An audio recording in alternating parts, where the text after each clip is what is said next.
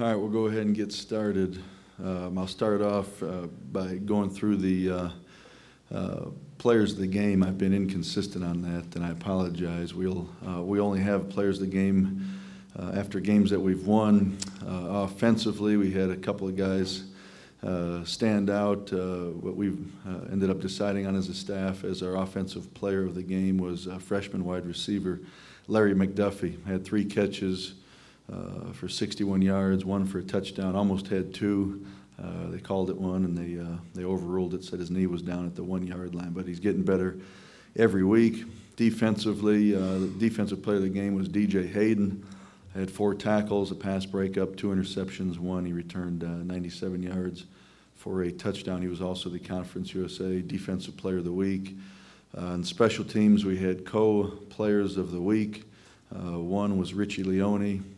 He had 8 kickoffs, 1 was a touchback, and he had 5 punts, 3 of which were down inside the 20, 2 of those 3 inside the 10-yard line. And he's doing a great job for us. And then the other person that was the special teams player of the week, is a guy that I'm extremely proud of. Hadn't played in a game in probably at least a month. And his first play back, he blocks a field goal, which was, I thought, one of the big plays of the afternoon, and that's wide receiver Mark Roberts. So those were the players of the game. You know, before I kind of talk about the game too, just in thinking this morning a little bit, just in what I've mentioned here a few times, and talking about the enjoyment of watching this team evolve and mature and grow up over the course of the season.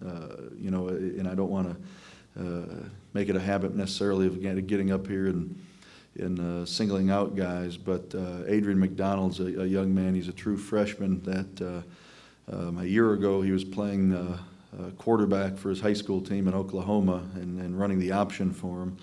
And we brought him in on a visit at the end of January.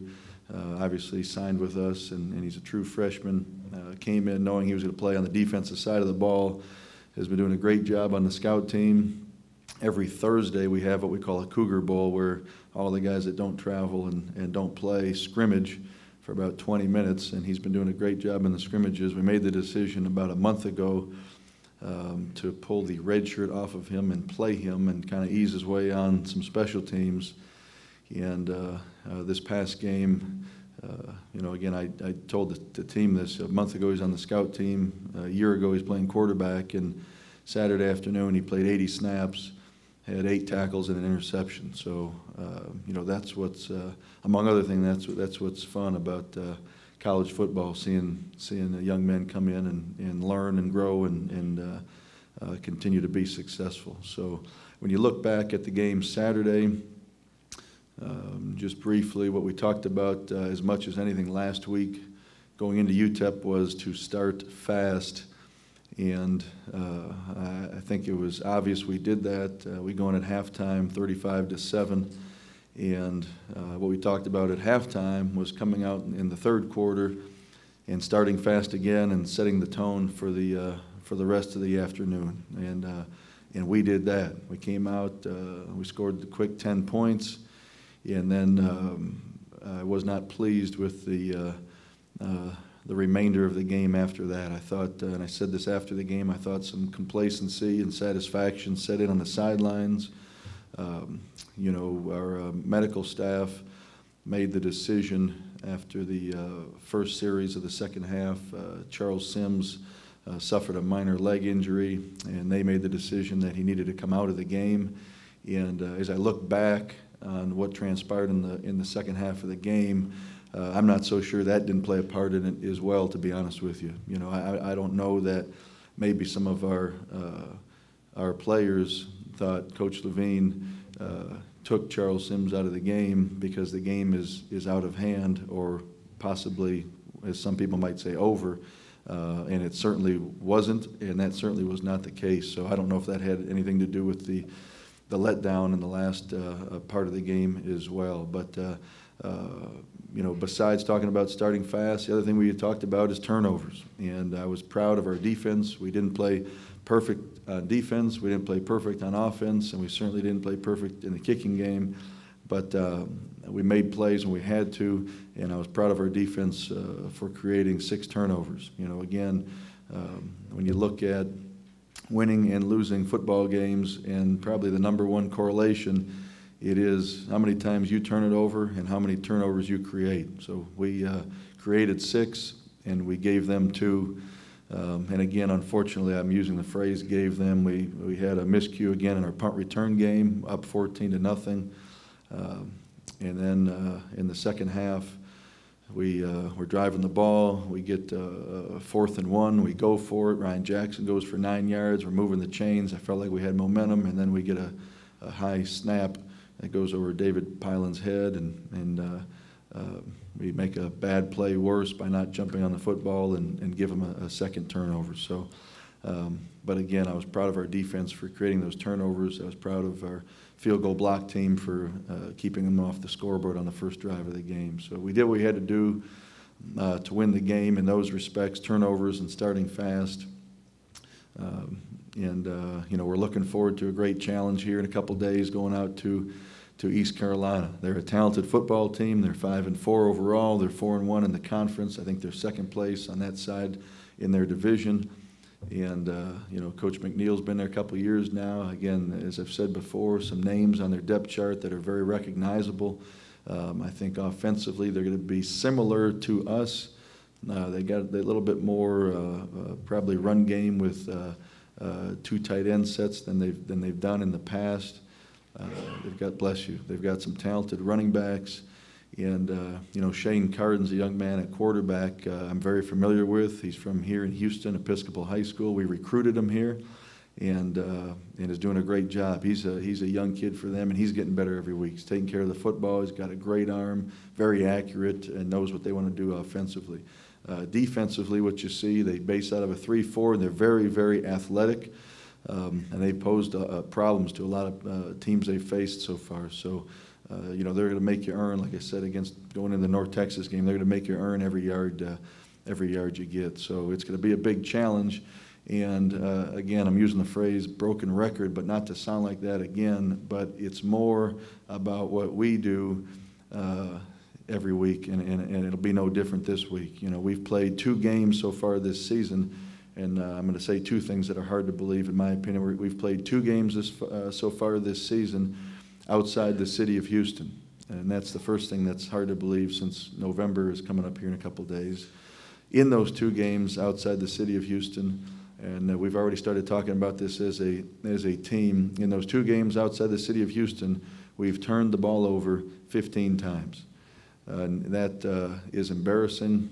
And that's unacceptable, and that is why we've lost those 2 football games. So it's about what we do. We've got to go to East Carolina. We've got to take care of the football on offense. We've got to take care of the football on special teams, and we've got to tackle, continue to tackle, and with tackling will come creating turnovers defensively. So be a big challenge. Again, the focus is on no offense to East Carolina. They're a tremendous program, great staff, great student athletes there. The focus is on us and what we've got to get done. Any questions?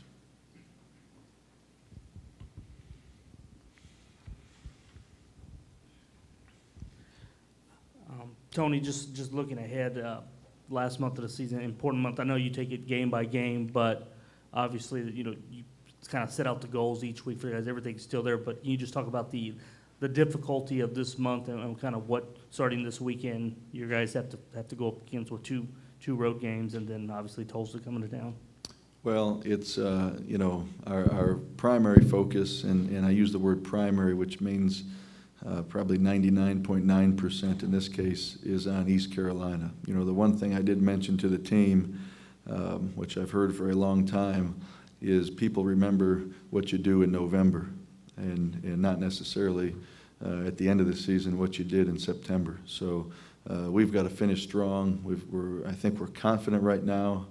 We've won 4 of our last 5 games, and but what we're talking about, and what I talked to the team about in our team meeting yesterday, and I've continued to since our bye week, is now it's a 4-game season. It's what we got left, and we showed them who we're playing, and we showed them the standings.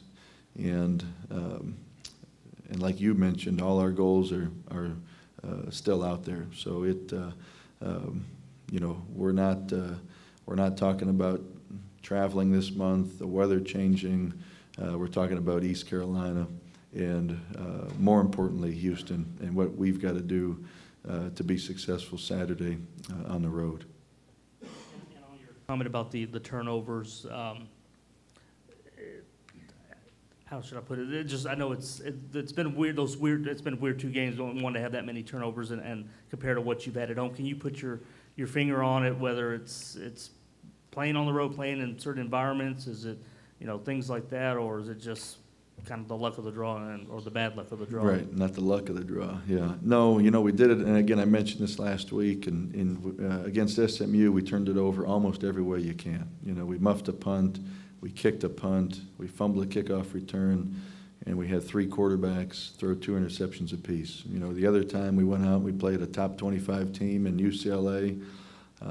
Again, not to relive it, but we didn't play with a number of starters.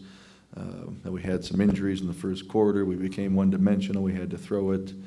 And again, Joseph, no excuses, but that equals 15 turnovers, and that equals 2 losses. So, in the last 5 games, 4 of them I've liked how we've taken care of the football. 1 obviously was an embarrassment. So, it's about what we do: ball security, making good decisions when we throw it, and taking care of the football as a top priority in our return game and special teams.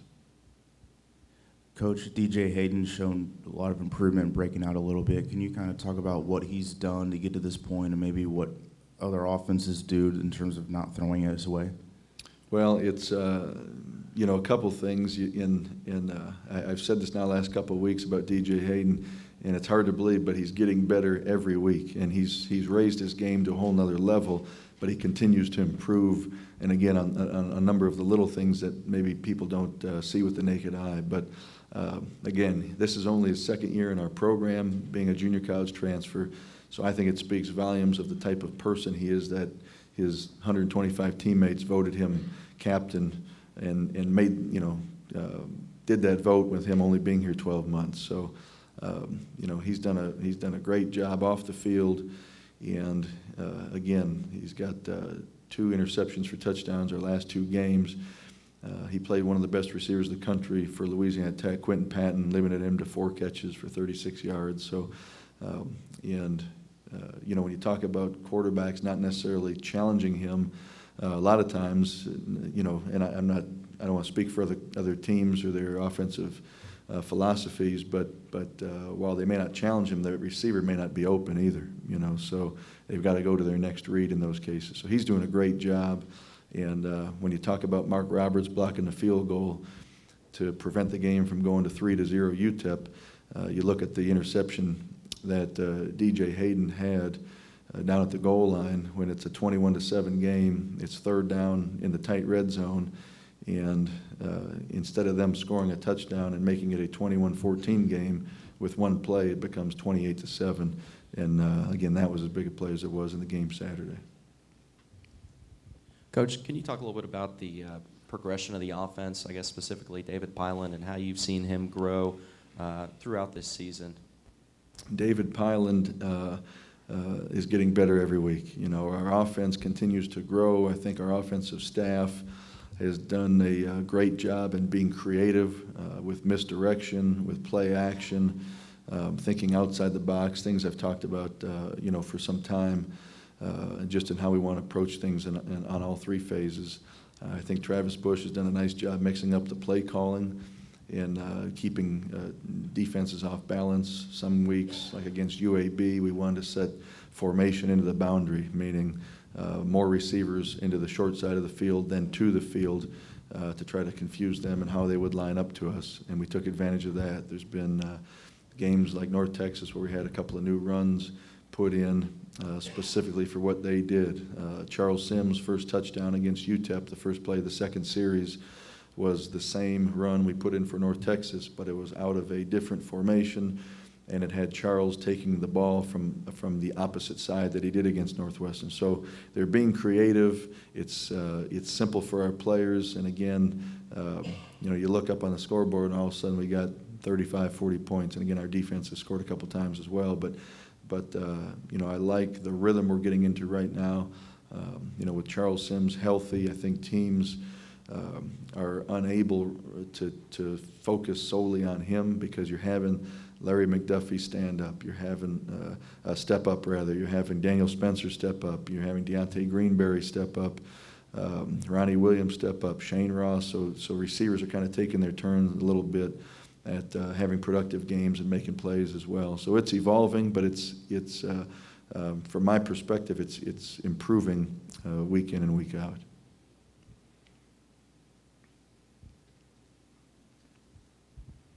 Can you talk about the challenges of playing at East Carolina? Would you say that's one of the toughest places to play in the conference? Absolutely. And playing at East Carolina, I told our staff this on Sunday night in our staff meeting, and then we talked about it as a team Monday in the team meeting. And again, we've got a new staff. We've got some coaches that have never coached there. And I told them this may be the best environment we play at all year. They'll have 40-some thousand fans there. I told our staff and I told the team when we're driving in on the bus, there are going to be as many people tailgating as you've seen this year. There'll be people there waving to you. When you get out there for warm-ups, there's always going to be a couple of people sitting in the stands, welcoming you to their stadium early. So it's a great environment to play in. I've got a lot of experience playing there, not only here at Houston, but at my time at Louisville as well. So it's a great atmosphere, and something we're looking forward to. It's something we've got to feed off of. Do you think the crowd noise would be a factor on offense? The crowd noise, I think, definitely will be a factor on offense. And that's something we've talked about. In terms of we had a game a few weeks ago where we had too many false start penalties. So, I think it's a factor with communication. I think it's a factor with the snap count. I think it's a factor with momentum and energy and excitement as well. So it's something we're going to continue to talk about with our players and coaching staff, so it's not a surprise to our system when we get there. Coach, it seems like there are a few players banged up during the game on Saturday. Could you just give us an injury update, how the players are doing? Charles Sims is the first one that comes to mind. He did not practice yesterday. We're going to practice today for an hour and 50 minutes in full pads. Today will be the only day we go in full pads, and he'll be re-evaluated this afternoon. He was evaluated this morning, and he's probably questionable for today's practice. And I'd say probable at the latest for tomorrow's practice, and probable for the game. Other guys that were banged up, Joey Embu did not practice yesterday, and I would say the same about him. He's I don't know yet if he'll practice today, but I would say he'll practice tomorrow and Thursday, and that he will play in the game on Saturday. If there's anyone else I'm missing injury-wise, I can't think of them right now. Braxton Welford suffered a leg injury on their first kickoff, and he'll be doubtful for the game this week.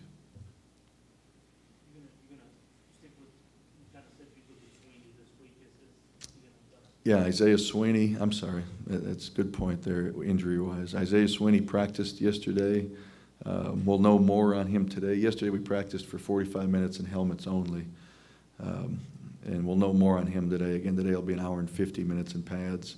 And Lloyd Allen practiced yesterday as well, which was great to see him out there. We'll know more. Said he felt great, but we'll know more on him after this evening's practice as well. Tony, along the lines of this question on Carden, just the passing game, has it been by design or just kind of what teams give you in terms of maybe throwing a deep pass a little more? It seems like you take a shot, there hasn't obviously been as many of those as in previous passes. Yeah, throwing the ball down the field right now has been, in terms of when you ask, has it been by design? It has been by design. as much as we've done it.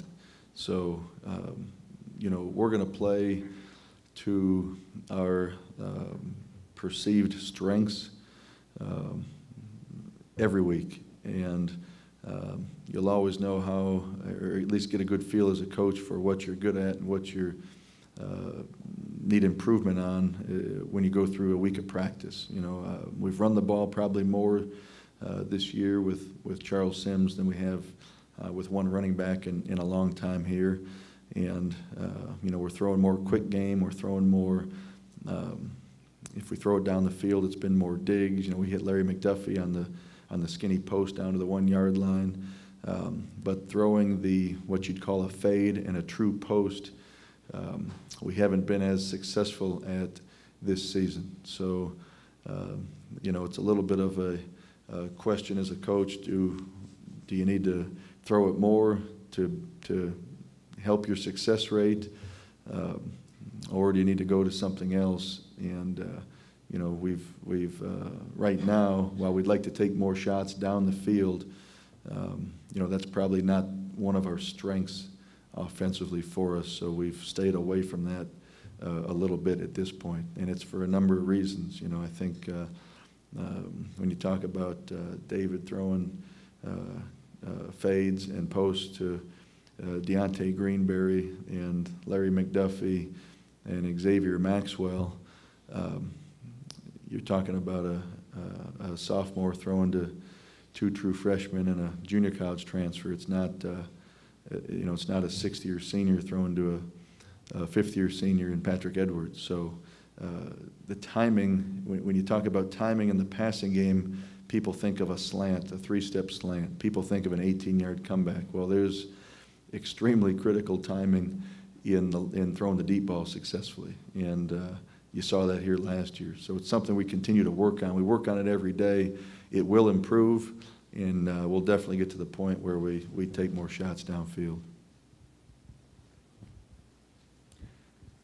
Just to touch one more on what you were just talking about, going back to the first series last week on UTEP, just for clarification purposes, how much do you see in the first series, the 3 passes that basically fell to the ground? How much is that per se, like you were talking about timing, how much is it receivers not being able to get off the ball quick enough and get to that spot where the ball is going to be? It's more of a timing issue there, or is it more of a missed pass? No, it was, you know, the first 3 plays were a little bit of everything. We threw it the first 3 plays. The second play, we called a run, and David checked out of it because of the look we had. It was the proper check. And then when he went to throw the ball, they blitzed, and our running back actually hit David's elbow as he was releasing it. So it looked bad. And even at the time, I didn't know why the throw was so errant, but our running back hit his elbow as he was releasing it. And then the third one was we had a receiver break out thinking he was covered, which was an option on that play, and the ball was being released. So he shouldn't have.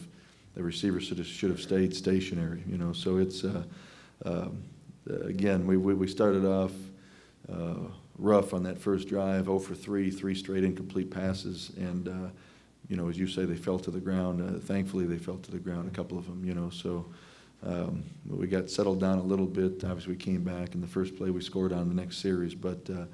It's always a combination when you're not completing passes. Is the throw slightly off? Is the timing off? Is the receiver's depth a little bit short? And again, not that you have to be perfect to complete a pass. We saw Shane Ross, you know, make a one-handed catch a couple weeks ago. So, you know, players make plays and make each other look good. But at least early in the game, you know, we actually tried to, Joseph, we tried to take a shot. The first play of the game, we actually tried to throw a post down the middle of the field and weren't successful. And then again, I told you, we checked out of the run and our running back hit David on the elbow as he's releasing it. So it was just a number of things early. And I thought we got settled down after that.